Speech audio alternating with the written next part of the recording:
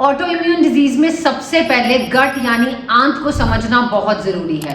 70% immune cell हमारी आंत के साथ जुड़े होते हैं और गट केवल खाने को पचाने का काम नहीं करती, गट आपके इम्यून सिस्टम को भी बैलेंस करती है। आंत के अंदर की परत ये फिल्टर की तरह काम करती है जो आपके अनचाहे तत्वों को बाहर निकालती है और पोषक तत्वों को शरीर के अंदर जाने देती है। लेकिन जब यही अनचाहे तत्व यानी कि हानिकारक बैक्टीरिया, टॉक्सिन्स शरीर के अंदर चले जाते हैं तो ये शरीर में सूजन पैदा कर देते हैं। ऑटो इम्यून डिजीज के बहुत से कारण हो सकते हैं, जैसे कि जेनेटिक्स, परिवार में अगर किसी और को रोग है तो भी ये हो सकता है, बहुत ज़्यादा क्रॉनिक स्ट्रेस होता है या हार्मोन्स इम्बैलेंस है, ज़्यादा एंटीबायोटिक का इस्तेमाल करने से, न्यूट्रिशनल डेफिशिएंसी से, इसके बहुत से कारण हो सकते हैं।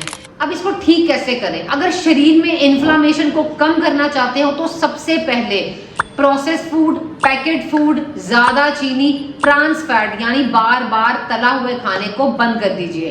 दूसरा, प्रोटीन का इंटेक बढ़ाइए क्योंकि शरीर की रिपेयर और मांसपेशियों की सुरक्षा के लिए सही प्रोटीन का होना बहुत जरूरी है। तो उसके लिए दालें, पनीर, टोफू ये सब आप ऐड कर सकते हैं। तीसरा, हरे पत्तेदार सब्जियां अपनी डाइट में जरूर लें। इसके अलावा मौसमी फल और ओमेगा 3 के सोर्सेज जैसे कि अलसी के बीज, वॉलनट ये जरूर ऐड करें। फोर्थ, अपने खाने में मिलेट्स को जरूर ऐड कीजिए, अकेला गेहूं नहीं, आपको मिलेट्स भी लेने हैं। फिफ्थ, फाइबर और प्रोबायोटिक इनको अपनी डाइट में जरूर शामिल करें। इसके अलावा कुछ ऐसी डेफिशिएंसीज जैसे कि vitamin D, B12, zinc, iron, folate, कुछ ऐसी डेफिशिएंसीज हैं जिनकी सबसे पहले जांच जरूर करवाएं। और सबसे जरूरी याद रखें, वन डाइट फिट्स ऑल नहीं होती।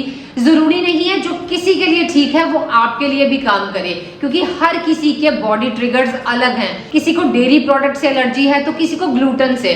तो अपने शरीर के ट्रिगर को जानिए। ऑटो इम्यून डिजीज में कोई भी मैजिक डाइट नहीं है। दवा भी तभी काम करेगी अगर आपकी डाइट, आपकी लाइफस्टाइल बिल्कुल सही होगी। और सबसे जरूरी, डाइट के साथ साथ योगा, प्राणायाम, कोई भी एक्टिविटी आपको जरूर करनी है, क्योंकि जब आप कोई भी योगा, डीप ब्रीथिंग करेंगे तभी आप अपने मानसिक संतुलन बैलेंस रख सकेंगे। क्योंकि अगर आपको क्रॉनिक स्ट्रेस रहेगा तो भी ये प्रॉब्लम बहुत बढ़ेगी। इसलिए मन का शांत होना बहुत जरूरी है। Thank you.